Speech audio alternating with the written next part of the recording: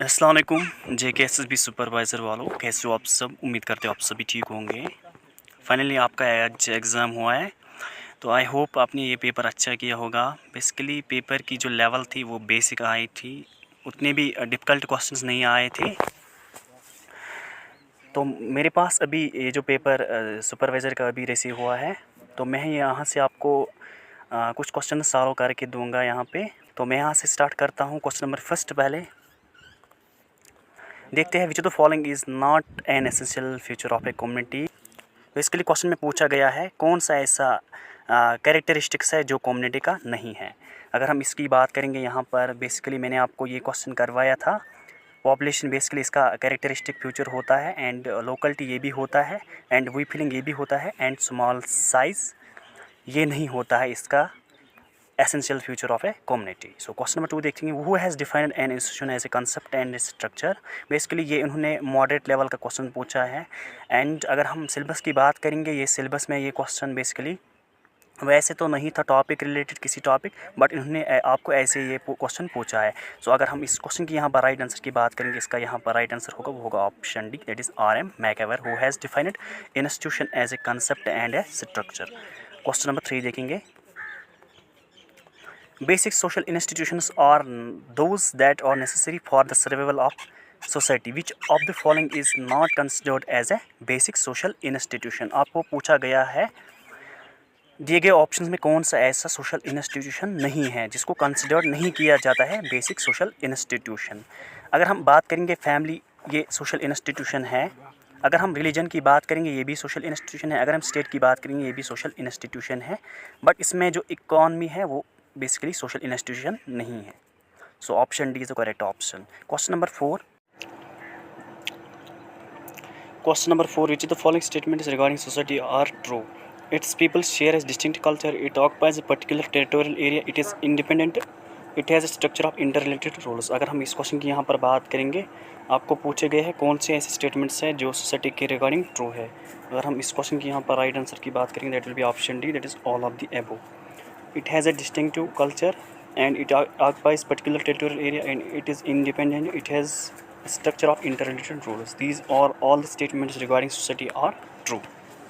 Next question देखेंगे, according to Foucault, through which two significant concepts evolved over time in the domain of genealogy introduced civilized society। सो अगर हम इस question की यहाँ पर बात करेंगे, ये जो मिशेल फोकोट है, इसने एक बुक लिखी है, that is known as discipline and punishment. Basically ये भी आपको डिफ़िकल्ट लेवल का क्वेश्चन पूछा गया था सुपरवाइज़र में। तो इसका यहाँ पर राइट आंसर होगा, वो होगा option C, that is discipline and punishment. It is a book which is written by Michel Foucault. And question number 6, which German social theory has often been labelled formal sociology. Basically ये बोला गया था George Simmel ने। So option E is the correct option। And question number 7, who among the following wrote an essay on the principle of population। इसका जो यहाँ पर right answer होगा वो होगा option E, that is Malthus। Basically it is Robert Malthus who has written the essay principle on population। And next question देखेंगे, basically this question is statement based question. And अगर हम इसकी बात करेंगे, society is a system of social relationships while institutions और rules of procedures. ये true है। Basically society में सोशल रिलेशनशिप्स होते हैं एंड जो इंस्टीट्यूशंस होते हैं वो रूल्स और प्रोसीजर्स कहलाते हैं। And institutions are recognised and accepted by society, ये भी ट्रू है।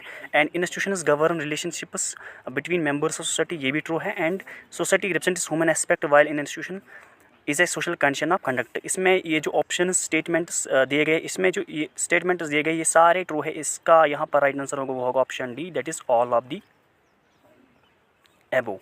सो ABCD are correct options. Next question देखेंगे, कंसिडर फॉलोइंग पेयर्स। अगर हम इसकी बात करेंगे यहाँ पर, बेसिकली अगर हम सरोल पॉलीगन की बात करेंगे, बेसिकली ये ट्रू है, that includes marriage of a man with several sisters, ये ट्रू है। अगर हम हाइपरगेमी की बात करें, रॉन्ग है, बेसिकली ये नहीं होता है। अगर हम एनुलोमी की बात करेंगे, बेसिकली ये होता है inter caste marriage, man of higher caste with women of lower caste. Question में दो ऑप्शंस ठीक है, that is sororal polygyny and anuloma. So that means इसका जो यहाँ पर राइट आंसर होगा वो होगा option A and C only.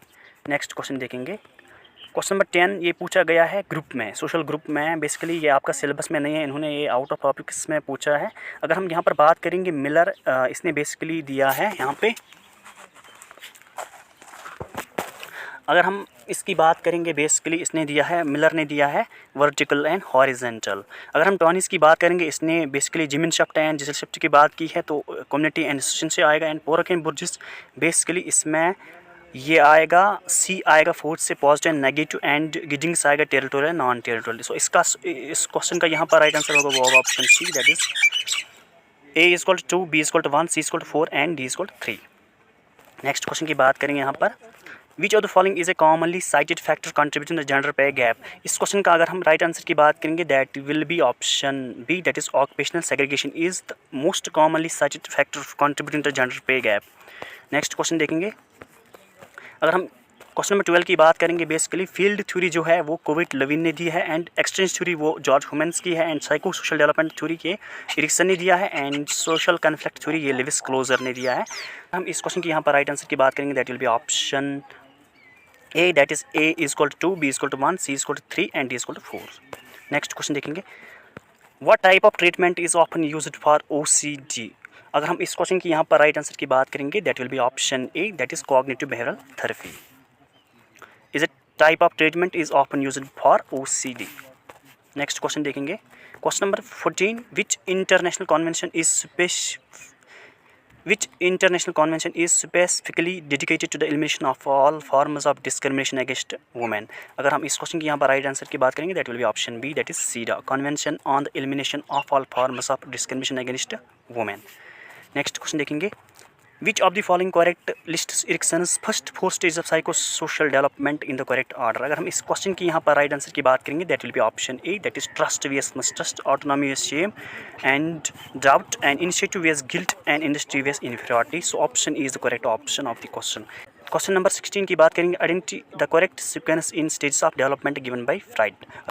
अगर हम इस क्वेश्चन की यहाँ पर राइट आंसर की बात करेंगे that will be option D, that is oral, anal, phallic, latency and genital. ये क्वेश्चन मैंने आपको करवाया था। अगर हम क्वेश्चन नंबर 70 की बात करेंगे, which theory suggested that socialisation occurs through observation, learning and imitation. अगर हम इस क्वेश्चन की यहाँ पर राइट आंसर की बात करें that will be option B, that is social learning theory suggested that socialisation occurs through observation, learning and imitation. Next question देखेंगे, question number 18, which of the following is a common characteristic of generalized anxiety disorder GAD। अगर हम इस question की यहाँ पर right answer की बात करेंगे that will be option B, that is persistent excessive worry about various aspects of life. So B is the correct option. 19 को देखेंगे, which disorder is characterized by recurrent unexpected panic attacks followed by the concern about having more attacks. अगर हम इस question की यहाँ पर right answer की बात करेंगे that will be option C, that is panic disorder and social anxiety disorder. Basically इस क्वेश्चन में अभी कन्फ्यूजन है तो इसमें बाद में हम आंसर आपको देंगे। क्वेश्चन नंबर 20, अगर हम इसकी बात करेंगे, what does OCD stand for. अगर हम इस क्वेश्चन की यहाँ पर राइट आंसर की बात करेंगे that will be option B, that is obsessive compulsive disorder. तो B is the correct option of the question. अगर हम क्वेश्चन नंबर 21 की बात करेंगे, which theory provides basis for special provision for deprived section. अगर हम इस क्वेश्चन की यहाँ पर राइट आंसर की बात करेंगे that will be option D, that is utilitarian theory provides basis for special provision for deprived sections.